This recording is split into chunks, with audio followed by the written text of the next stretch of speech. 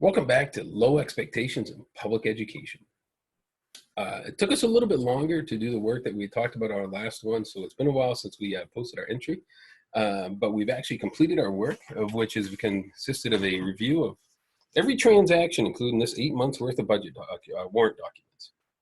So these are the warrant packets that a board member who's on the finance committee would go to the superintendent's office and sign off on their approvals of these transactions. These are also the transactions of which first got me asking questions back in June of 2016 regarding the financial management of our district. On these, as you go through them, you'll notice that I started dating my signature so that folks could see just how far after the date of the transaction the board actually sees them for the first time. Out of all of these transactions, we actually have identified 899 transactions for a total of just over $4.99 million, in which a reasonable person looking at these would possibly question the accounting treatment. Not necessarily what was presented at the audit, but just when you look at the coding, of which would tell the board members, finance members, or anybody in the public exactly how these transactions have been accounted for in the funds of which they have been credited to. So we want to keep these short. So over the next couple of weeks, we're going to be going through there's a plethora of them. We're going to go through just what we're calling fun accounting.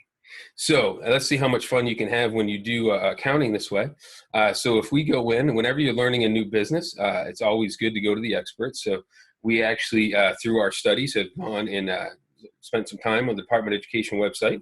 We've talked to many experts out there. So the Financial Accounting for Local School Systems in Maine in 2017 edition.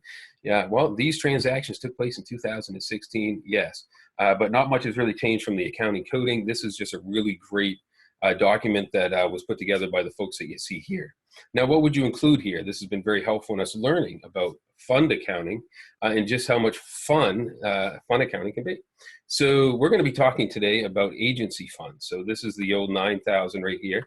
So 9,000 agency funds. These funds account for funds that are held in a custodial capacity by a school district for individuals, private organizations, or other governments. Agency funds may include those used to account for taxes collected for another government, or in some states for student activities.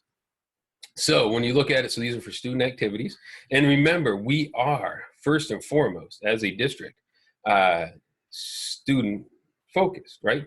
So let's take a look, and these are just two really small ones. Out of the 4.99 million and 899 transactions, these are just two, but this will just give you an idea of what we found when we did our review here. So if you look at this, you're going to find that here is your 9,000 accounting fund. Now, if you walk through the handbook and you bump up each one of these numbers, you're going to find that this is listed as agency fund, Hamden Academy student / principal. So you will find that Fund 9,000 is Hamden Student Fund, and there will be a number of different designations from there, principal just being one of those.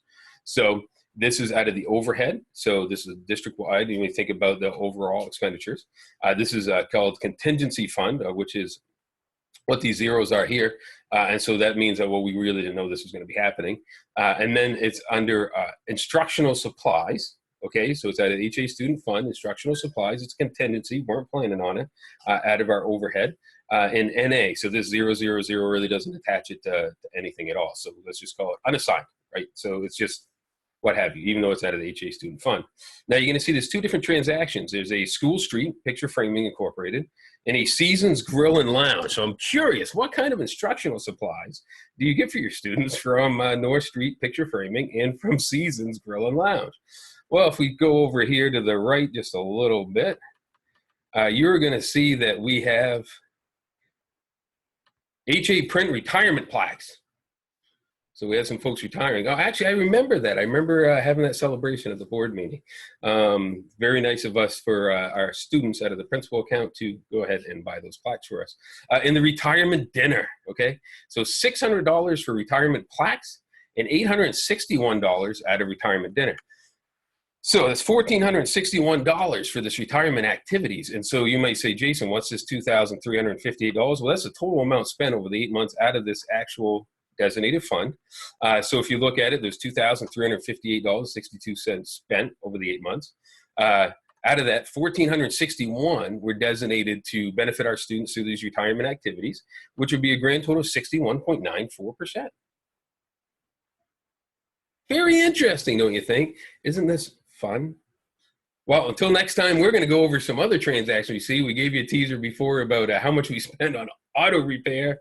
And there are also some firms out there that it's very interesting how we code their transactions as well. So until next time, thanks for joining, and we'll see you soon.